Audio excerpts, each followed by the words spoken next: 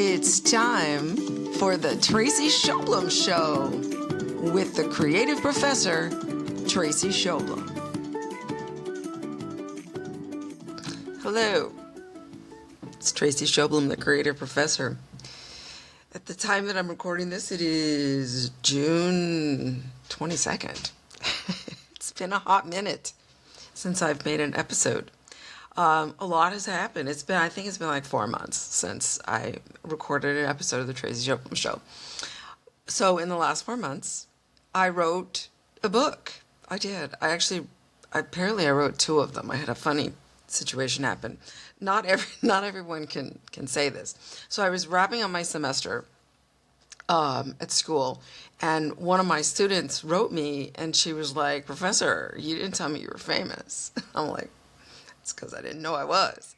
So I went on, not YouTube, I went on Google, and I Googled my name. And I do that on a regular basis just to kind of like make sure that everything is copacetic and there's nothing on there I don't want. And so I'm scrolling through, and I see this book called The Growth Challenge with my name and my co-author, Dan Strutzel.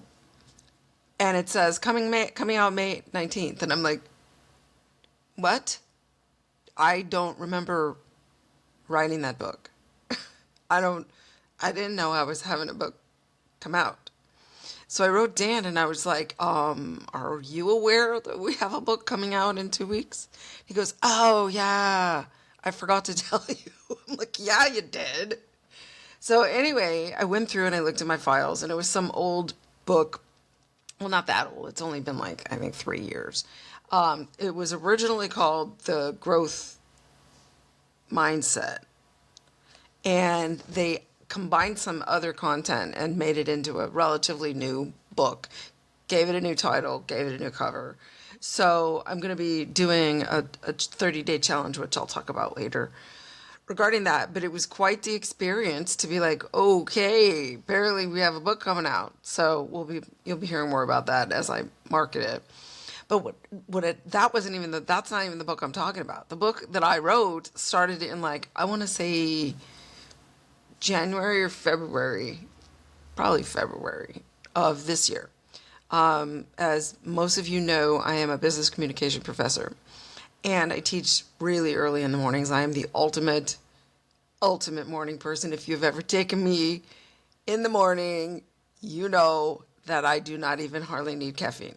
I am just like, my poor children have been living with this their whole lives. Mom's up like, good morning. And they're like, oh God, stop. So anyway, I'm on my way to work one day. And I'm realizing that it's been 15 years since I wrote the Secrets of the Top 2%, which I think they retitled to just like the Top 2% or something like that. And I was like, gee, I wonder what's different. I wonder if the things that made a person successful 15 years ago that we wrote about are the same. A lot has happened. We've had the pandemic. We've had some political issues. There's just so much that has happened in the last 15 years. So like, I wonder what that would look like. So what I did was I created a book proposal. I sent it to my agent, who sent it to the publisher, and they're like, yeah, sure, go, have a fun time. So I started interviewing people and researching and all of this other stuff. And so anyway, meanwhile, of course, I'm teaching. So I'm teaching and I'm doing all that business. And so I get out of my last final was like May 8th or 9th or something like that. And then I had things to grade and things to turn in. Then I turned 60, woot. And so I spent about, I don't know, like a week celebrating that. Went to Catalina for the Catalina wine mixer for my birthday. And then came home and I'm like, all right, we need to start writing this book. So I wrote the book, turned it in, took a week, and went, oh my God, I wrote a book. And here I am. So also, interestingly enough, and this relates to the theme for today, both of my adult children, well, 2 of my 3 adult children have moved home again. In February, my daughter's home was involved in a house fire. Her job is that she's a caregiver for an adult disabled woman. she was live-in, and they're not her condo, but the one 2 condos over was involved in, I want to keep it vague because I think there may be legal issues or something, but let's just say that there was a house fire that happened in the condo next door to my daughter's home. And so she's at the gym sending me video footage of firefighters on top of the roof. So she was displaced in February and has been here ever since. So it's complicated, and she's going to be here a while. Then in May, my son, who was living in Berkeley for 4 years for school, came home after that and is now occupying a room in the house. So anyway, I was getting ready to make this video today, and I was looking at my playlist on YouTube of all the different iterations of the Traci Shoblom Show, from Laugh, Cry, Repeat, which was a 100-day challenge where I was going to meditate every day and then get an insight and make a recording every day. And if I didn't, I had to get another tattoo. And I was like, I don't want another tattoo. But this was in like 2017. But I failed on day probably 67 because Larry, my late husband, doctor, wined me and dined me, took me out, and we had too much Chardonnay and fell asleep. So I woke up the next day having failed the challenge. This is the tattoo. So there was that, right? Then we have Mojo Mondays, right? Mojo Mondays was originally a radio show that was also it was an online radio show, and then there was an in-person version of it through, I forget what the name of the place was. Party 93.4.7, something like that. And with that one, I would take music and then dissect the lyrics for modern meaning. So there was the Mojo Mondays, and then I also had maybe the original Traci Shoblom Show was on Blog Talk Radio. Remember that? Blog Talk Radio. And so I had all those. So I have been doing this for a long. And then I have some cringy crap. I think they're still live on this YouTube channel, on my YouTube channel. So bad. I think I only made 2 or 3 of them. I made a video series where I called it there was a talk with the doc. I interviewed my dad, who was a professional on throat health. Whole healthy living, that's what it was. Oh my God, it was so bad. It was so cringy and so bad. But you know what? It's there. It's out there. You can see it. Me in my hoodie, me crying, me professional, me today. There are so many different Tracis. And I know I'm not alone.